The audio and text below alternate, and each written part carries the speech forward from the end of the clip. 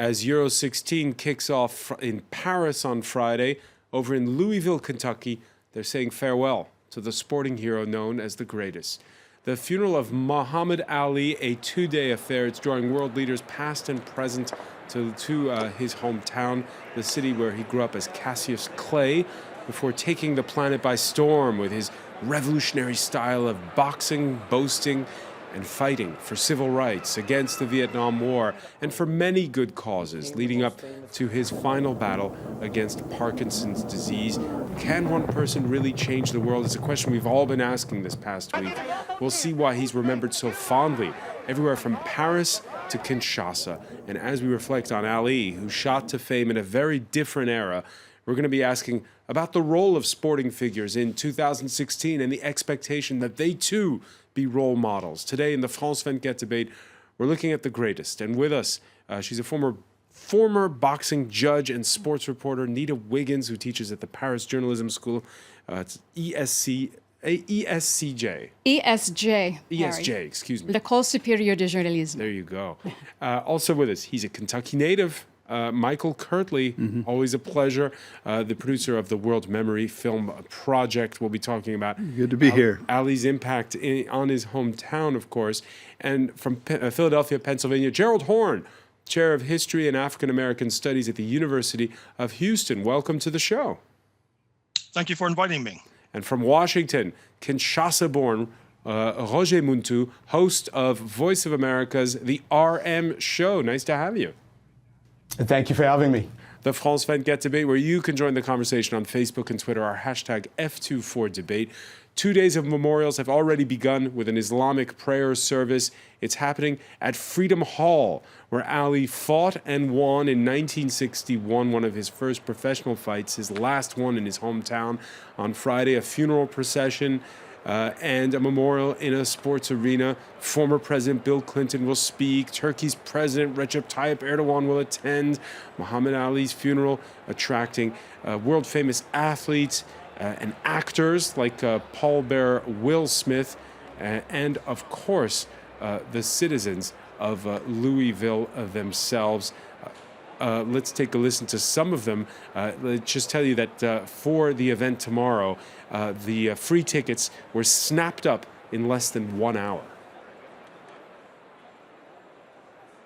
Well, I mean, he's the hometown hero, basically, the greatest boxer ever. I mean, he was a great person, period. He's giving them back to the city so much, and they just want to give back to him. More people should be like Muhammad Ali, you know, Muslim, Christian, Jews, whatever you are.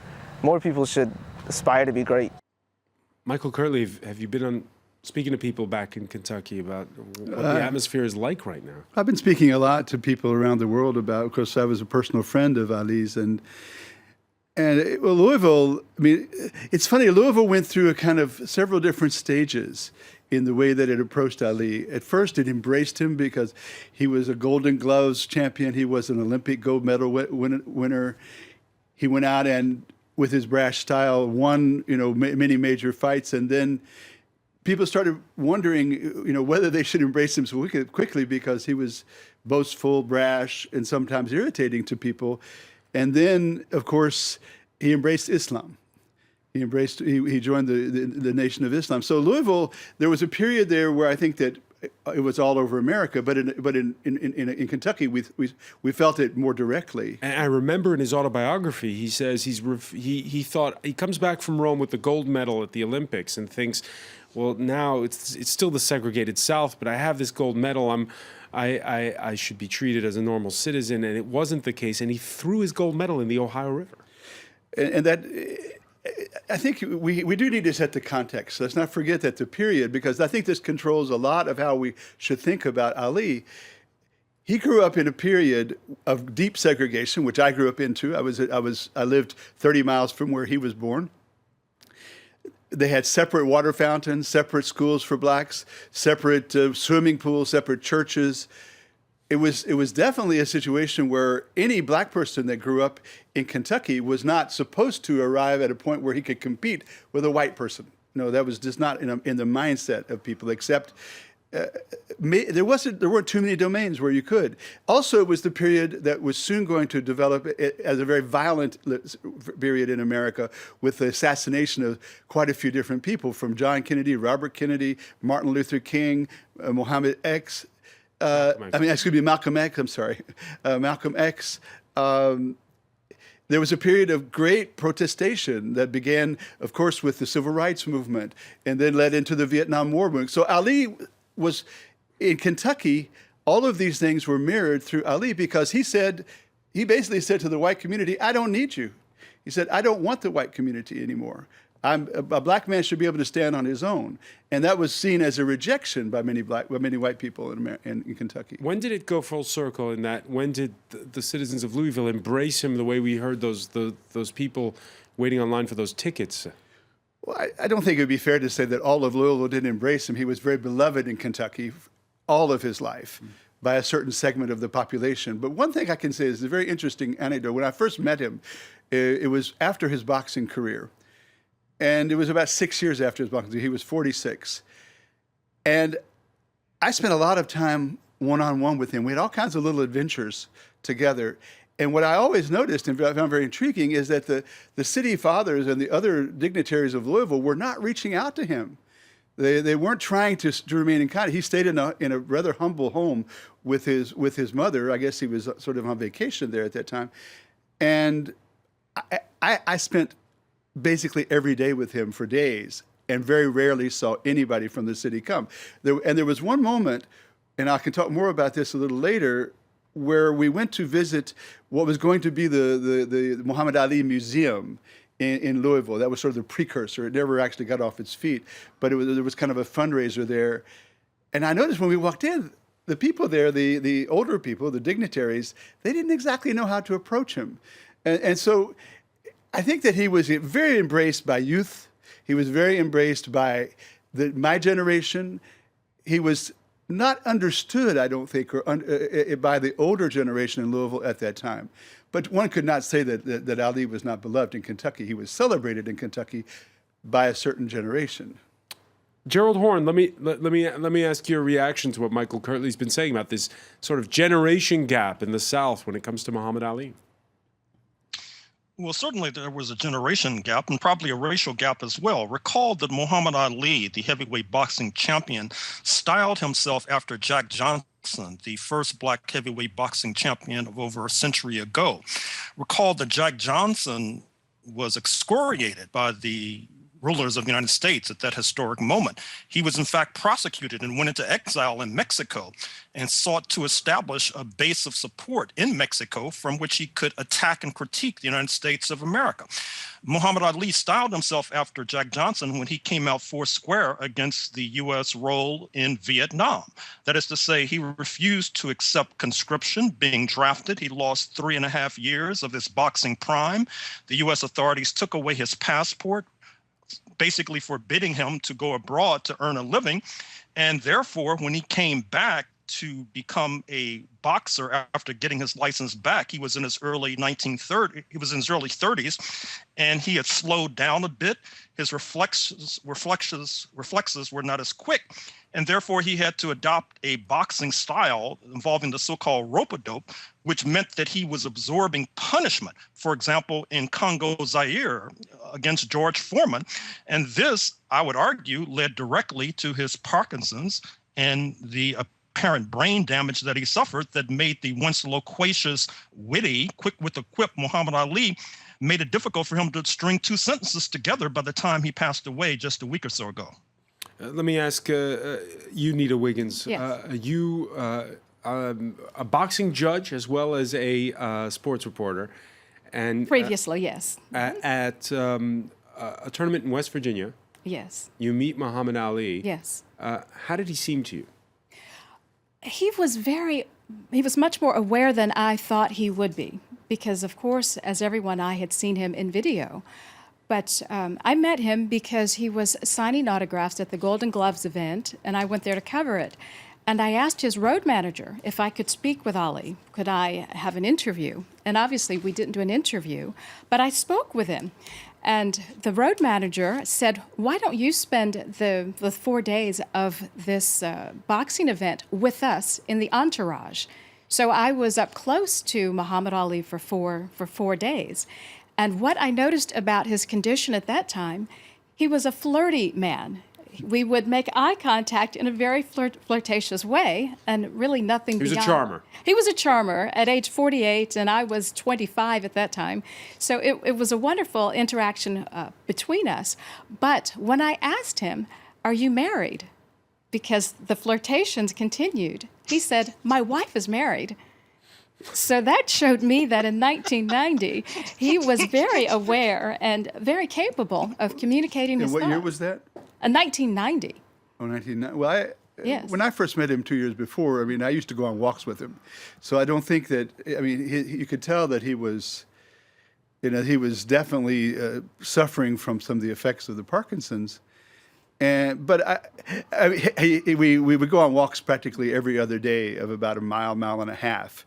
And he still had his wits about him quite a bit, because at one point he made up a little ditty, a little poem where it was kind of reminiscent of other poetry that he did. He said something like this: "I used to train in the rain. I used to walk 10 miles run 10 miles to train, and it caused me pain. Now I can only walk 1 mile, but it makes me smile."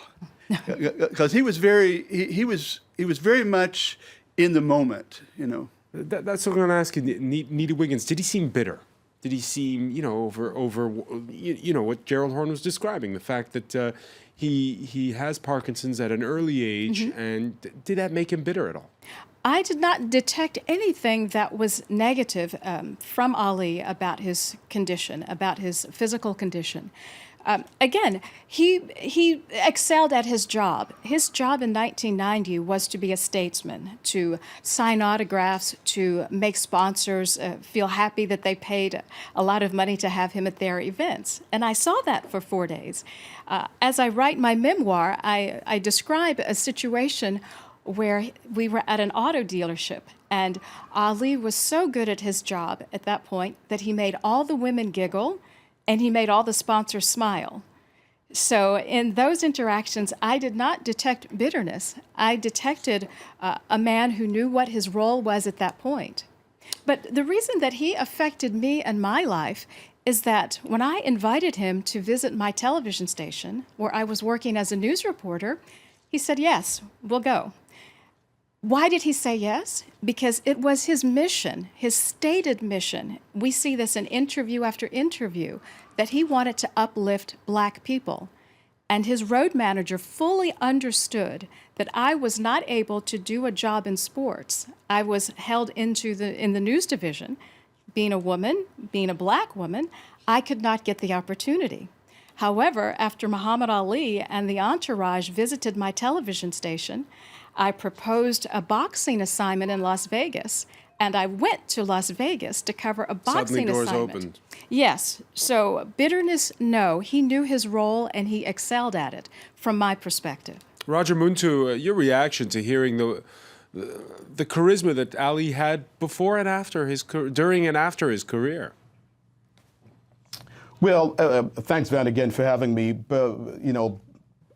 Before his career, while he was still a boxer, and as you mentioned it earlier before we start that I'm originally from Kinshasa, the DRC, where where I first saw Muhammad Ali, and I was 5 years old at that time, and just seeing how he was interacting with a Congolese, Zairian back then, it was called Zaire, it was incredible. This man was the greatest, and that's why we still call him the greatest today. So I think his charisma was the Congolese today, and I just returned from Bamako in Mali. It's all Africa that's really, really touched by this man. So he definitely touched all Africans, I can tell, Van. Roger, we're going to talk more about the Rumble in the Jungle in a little bit, and that famous fight in 1974. First, though, let's go back to something Gerald Horne was talking about, and that is Ali's refusal to go to Vietnam, his change of name and religion between the two Sonny Liston fights. Ali stripped of that heavyweight title belt in 1967 for refusing to serve in the military. This is a gentleman. Go 10,000 miles away from home here in America to drop bombs and bullets on other innocent brown people who's never bothered us. And I will say directly, no, I will not go. Gerald Horne, at that point in time, it goes beyond civil rights, doesn't it? Because that was one of the game changers for public opinion on the Vietnam War. You are correct. But keep in mind that a very sensitive issue in the United States of America historically, going back to the founding of the Republic in the late 18th century, is whether or not Black people, because of the atrocious way we have been treated, will side with the United States when it confronts foreign foes. In fact, it's probably well known today, at least by historians, that at the time of the fight against the British leading to U.S. independence, most Black people sided with the British because they thought that they were abolitionists. This stretched up to the 20th century when the great singer, activist, and actor Paul Robeson got into hot water with the United States when he said that he would not confront the then antagonist Moscow in the 1940s when the United States had launched the Cold War. And so when Muhammad Ali in the late 1960s suggested that he would not fight in Vietnam, this caused all hell to break loose. It caused a great deal of hysteria, and this is what led to him being one of the most reviled and condemned figures in all of the annals of U.S. history. Nita Wiggins? The comment that I want to make about what we just heard Muhammad Ali say, he was an internationalist, as was Rosa Parks, as was Dr. Martin Luther King. And often in American media, we don't hear that. We, as consumers in America watching television, we hear that I am the greatest and rope-a-dope and all of these great parts of Ali's personality. But he was very serious against war, against what he said weapons created by white populations to attack brown populations or darker populations. These are the kernels that I think about when I think of today's community, today's warism, today's jingoism. Muhammad Ali's death gives all of us a chance to look back at an anti-war person, an internationalist who did not want to be a part of that war machine.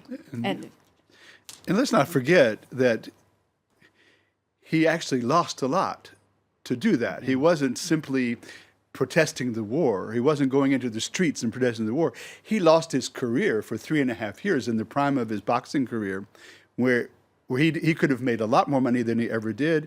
He could have got a lot more adulation than he did at that particular time. So when he chose to do that, it was a very brave choice on his part. All right, reactions coming in on the hashtag F24 debate. He was one of the greatest freedom fighters of the 20th century who refused to bow down to the system. Stay with us. We'll have more when we come back in the France 24 debate.